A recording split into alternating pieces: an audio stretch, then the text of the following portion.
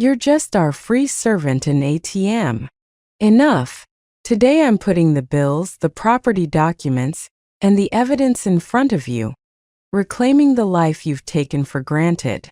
I placed 7 years of transfer records, medical bills, and notarized property papers on the dining table. My voice was as calm and precise as a legal document. My father's remote fell to the floor. My sister's smile froze on her face. Every accusation reduced to indisputable numbers on paper.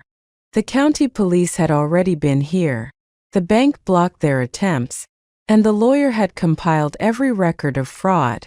There was no yelling, no breakdown, just procedures and consequences unfolding step by step.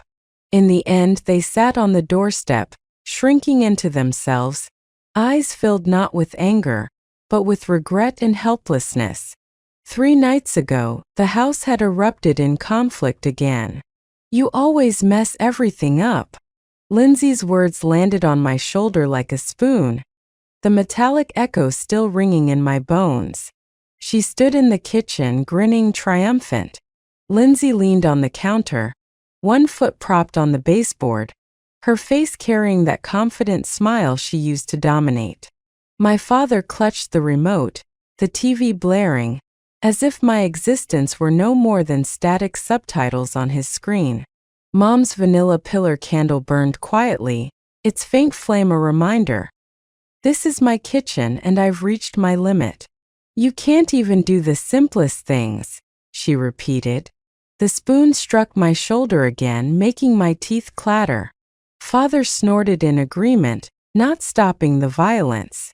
The relationships and power were clear. I, the one who contributed the most but was never respected. Lindsay, the golden child.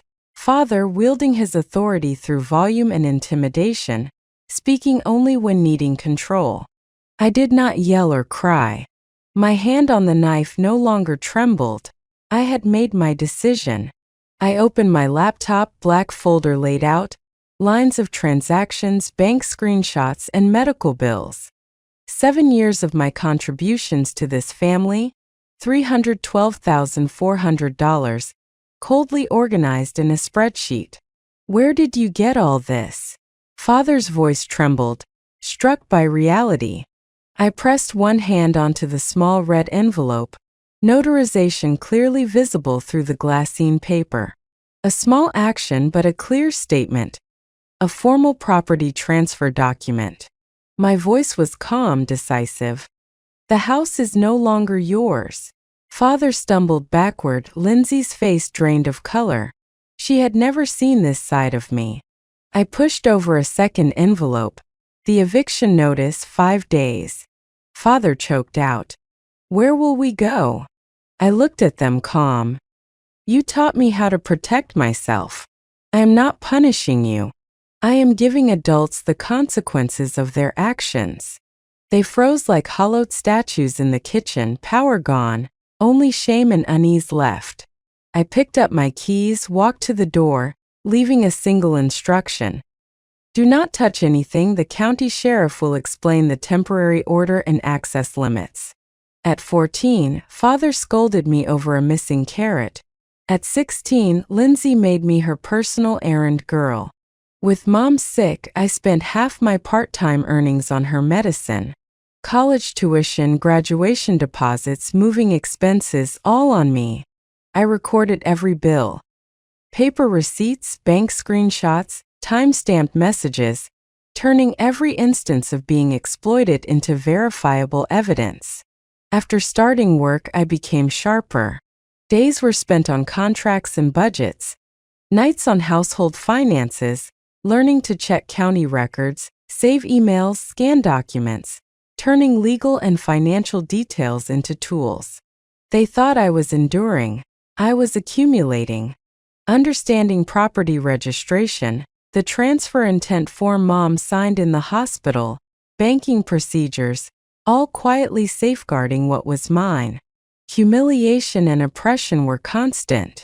Lindsay mocked my failures in the living room. Father used the TV volume to silence me.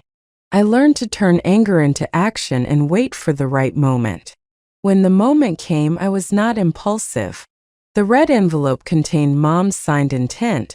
The white envelope, a lawyer-prepared temporary order and eviction notice. First freeze the accounts, then submit the property transfer, then involve a lawyer and sheriff. I organized bank statements, emails, messages, medical bills. Ethan instructed over video. Upload all evidence, follow legal procedures, don't let them oppress you with lies. At dawn, I locked the door and waited for Sheriff Carson to execute the temporary order. He announced the restrictions. Only approved clothing and medication could be taken under supervision. Father hesitated, stepping back. 2 duffel bags were all they were allowed to take. Lindsay tried to shout. The law silenced her. Carson moved methodically, escorting them downstairs, mechanical, unyielding. Early the next morning, my phone vibrated endlessly. Unauthorized payments, failed bank logins, unknown IP attempts. They tried Apple Pay, Venmo, old joint accounts, but I had blocked everything. The bank enabled suspicious activity protection and 2-factor authentication. Each attempt was like ants gnawing at stone, futile. Ethan filed lawsuits. We presented evidence of fraud and misappropriation. Multiple unauthorized transactions by Lindsay, fake credit applications, contradictory statements. Preparations revealed a fact they had ignored. Family ties cannot erase legal accountability, and the law remembers actions. Court day, I arrived early wearing a dark jacket, movements minimal. Lindsay and Father whispered in the hallway, like students caught cheating. The judge reviewed evidence line by line. Lindsay claimed, just trying to help. Father said, we're family. Judge, family relationships do not exempt financial crimes. Unauthorized withdrawals and using another's name for credit constitutes fraud. Verdict, long-term property use restrictions. Lindsay civilly liable with fines. Police incident reports included. After the verdict, their helpless rage showed.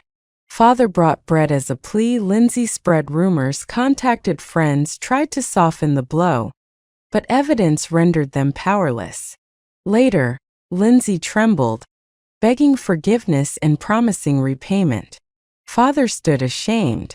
I handed them the civil bill and repayment schedule, calm.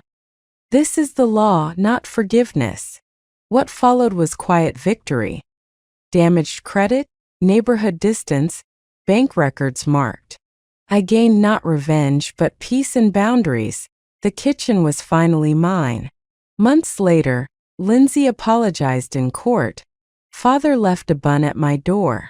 I accepted it, saying, no repair needed. Learn to take responsibility for your actions. The ending was not theatrical, but a reset of reality.